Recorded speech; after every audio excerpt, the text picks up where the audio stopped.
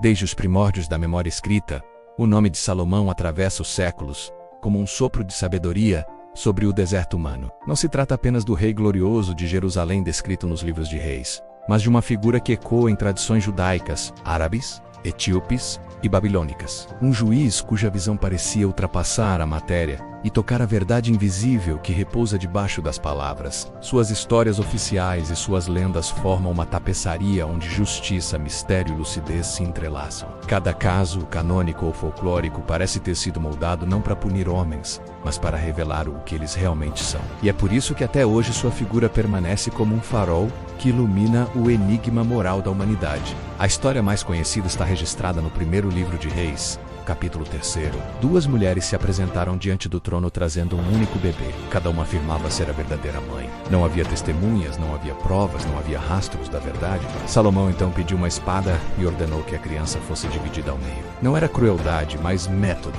Ele sabia que somente um coração reagiria com o instinto primário do amor verdadeiro. Uma delas implorou que o bebê fosse entregue à outra para que vivesse. A outra manteve o silêncio frio.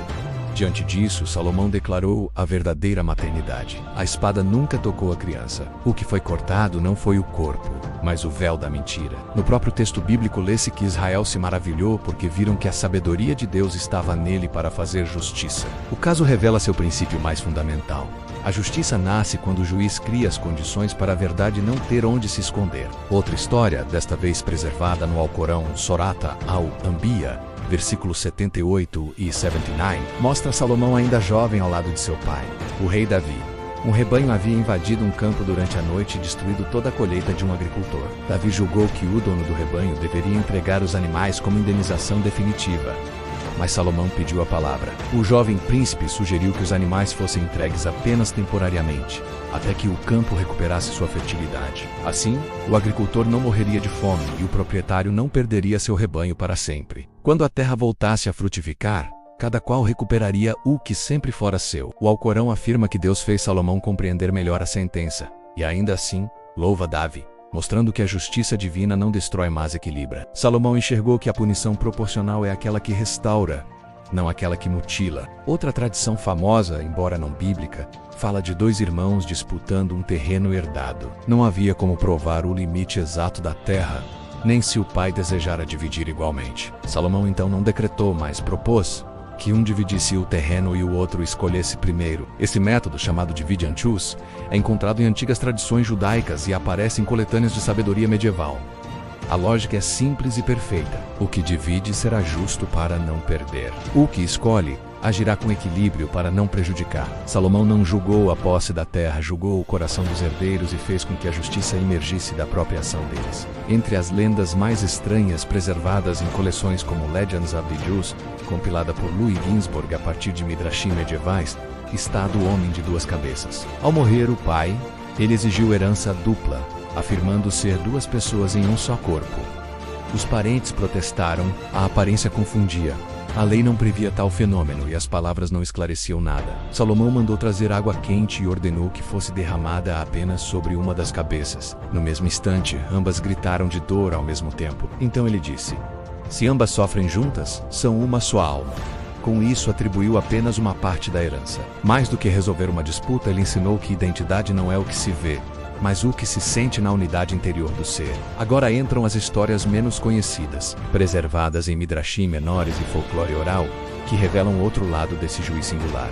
Uma delas narra o julgamento da sombra. Dois homens disputavam a posse de uma figueira. Cada um traçava limites no solo, mas a árvore estendia sua sombra sobre ambos. Salomão mandou que fossem ao campo ao meio-dia. A sombra da figueira atravessou ambas as linhas e apagou as fronteiras humanas. Então ele disse que a árvore deveria ser partilhada porque a natureza não reconhece cercas. Ele não julgou a árvore, mas a arrogância das fronteiras. Outra história, preservada em contos árabes antigos conhecidos como Hikayat Sulaiman, fala do caso do perfume invisível. Duas mulheres disputavam um frasco hermeticamente fechado que supostamente fora oferecido por um príncipe viajante. Ao abrirem o frasco, a sala se encheu de aroma. Salomão pediu que ambas fechassem os olhos. Uma delas suspirou como quem reencontra uma memória. A outra prendeu a respiração como quem teme ser descoberta. Assim Salomão concluiu que o perfume pertencia àquela que reagira com afeto.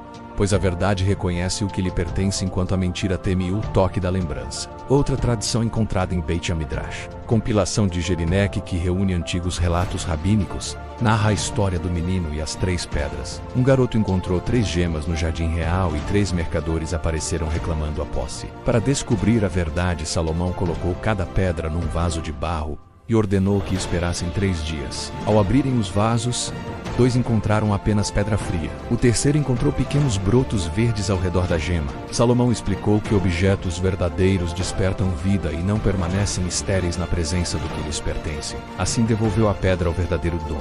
Uma história etíope, ligada às tradições da rainha de Sabá, narra a disputa das pegadas na areia. 2 viajantes se acusavam mutuamente de roubo, e nada havia que provasse a culpa. Salomão os levou até a beira de um rio e mandou que caminhassem na areia.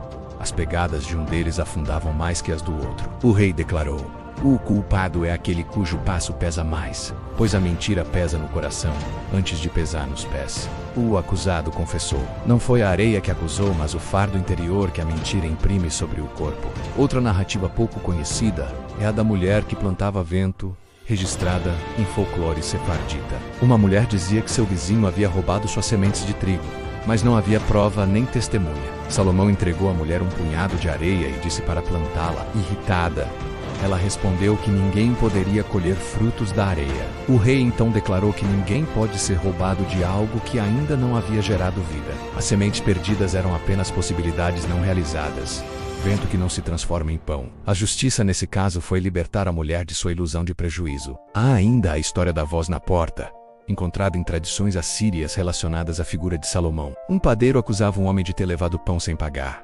O acusado negava. Salomão mandou que o padeiro batesse a porta do palácio 3 vezes e perguntou ao acusado o que ouvira. Ele respondeu que apenas batidas. Salomão observou que se fosse culpado teria ouvido o som do próprio coração batendo junto, pois a consciência falaria mais alto. O padeiro, ao ver a calma do acusado, retirou a acusação. O rei não buscou provas externas, mas a serenidade interior que só a verdade possui. Por fim, uma antiga lenda persa fala da sentença do rio que mudava de cor. 2 pescadores disputavam uma pérola encontrada na água. Salomão mandou ambos mergulharem a mão no rio. A água permaneceu cristalina ao redor do primeiro e tervuceia ao redor do segundo. O rei decidiu que a pérola pertencia àquele cuja presença não perturbava a clareza das águas. A mentira sempre turva o ambiente onde entra, assim como a verdade preserva a transparência. Ao reunir todas essas narrativas oficiais e lendárias, percebe-se que Salomão não era um juiz que apenas decidia casos. Ele era alguém que permitia que a verdade se revelasse por si mesmo. Suas sentenças não dependiam de violência, mas de percepção.